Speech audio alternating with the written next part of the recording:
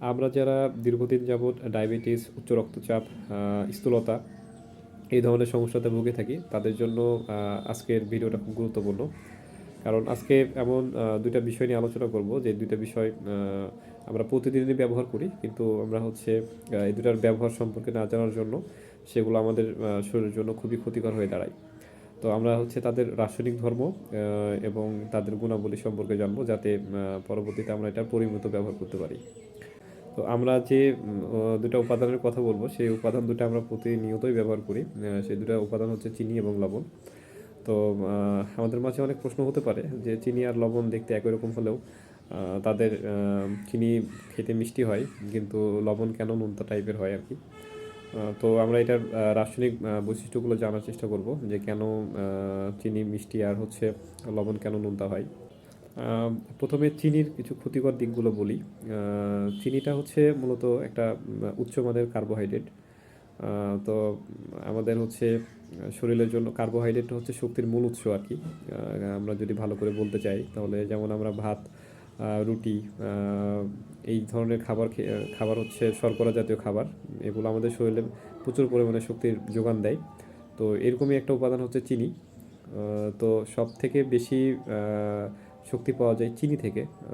তো হচ্ছে ভাত বা হচ্ছে রুটি খেয়ে যে পরিমাণে শক্তি আমরা পাই তার থেকে খুব দ্রুত এবং তার দ্বিগুণ পরিমাণে শক্তি আমরা পেতে পারি ১ চামচ চিনি থেকে আর কি। তো এই এত উচ্চ পরিমাণে কার্বোহাইড্রেটকে শরীরের জন্য উপযোগী করার জন্য শরীর খুব দ্রুত কাজ করে। যার জন্য আ আ আমাদের হচ্ছে এটাকে মেইনটেইন করার জন্য শরীরের রক্তচাপটা বেড়ে যায় হঠাৎ করে। আ আ যা আর এই কার্বোহাইড্রেটটা দীর্ঘদিন যাবৎ খাওয়ার পরে দেখা যায় যে কার্বোহাইড্রেটটা শরীরে জমা হয় এবং এখানে লিভারে চর্বি জমে বা শরীরে স্থূলতা হয়। এছাড়া দীর্ঘদিন যাবৎ চিনি খাওয়ার ফলে আমরা যারা চা খাই, তো চায়ে চিনি খাইলে দেখা যায় যে শরীরের বার্ধক্যটা খুব দ্রুত চলে আসে। বা শরীরে খুব দ্রুত তার বয়সের ছাপ পড়ে যায় আরকি। এইজন্য পরিমিতভাবে চিনি খাইতে হবে। তো একটা মানুষ প্রতিদিন তার শরীরের জন্য হচ্ছে ৫% অথবা ৬ চামচ তার জন্য খাওয়া উপযুক্ত। এর থেকে বেশি খেলে সেটা শরীরের শরীরের স্থূলতা তৈরি করবে। এখন হচ্ছে লবণের যদি কিছু ক্ষতিকর দিক আমরা যদি বলি, লবণটা আসলে আমরা সবাই জানি মোটামুটি যে আমাদের শরীরের জন্য কাঁচা লবণটা খুবই ক্ষতিকর। কারণ অতিরিক্ত লবণ আমাদের শরীরে রক্তচাপ বৃদ্ধি করে। রক্তচাপ বৃদ্ধি করে এমনকি এটা হচ্ছে আমাদের কার্ডিয়াক অ্যাটাকের জন্য সমস্যা হতে পারে। অর্থাৎ এটা আমাদের হৃদস্পন্দন অথবা হচ্ছে হার্ট অ্যাটাকের মতো সমস্যা তৈরি করতে পারে।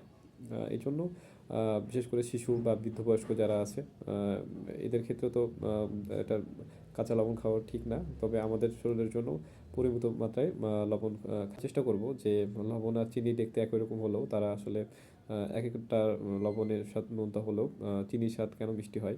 তো আমরা প্রথমত যেটা বললাম যে চিনি হচ্ছে একটা উচ্চমাত্রার কার্বোহাইড্রেট।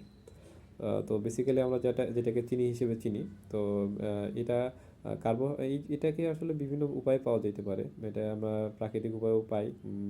এটা আমরা রাসায়নিকভাবেও তৈরি করতে পারি। তো প্রাকৃতিক উপায় বলতে আমরা বেসিক্যালি যেটা বুঝি সেটা হচ্ছে মধু, গ্লুকোজ এই টাইপের আর কি। তো এটাকে আমরা রসায়নের ভাষায় এভাবে বলি যে গ্লুকোজ, ফ্রুক্টোজ।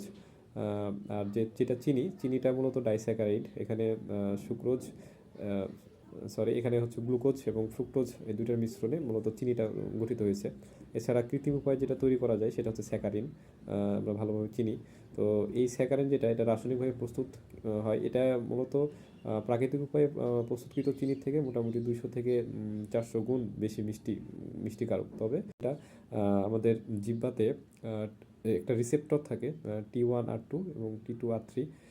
এটা হচ্ছে মিষ্টি জাতীয় যেগুলা খাবার থাকে সেটা এই রিসেপ্টরটা আম এই খাবারটা যে মিষ্টি সেটা আমাদের মস্তিষ্কে পৌঁছায়।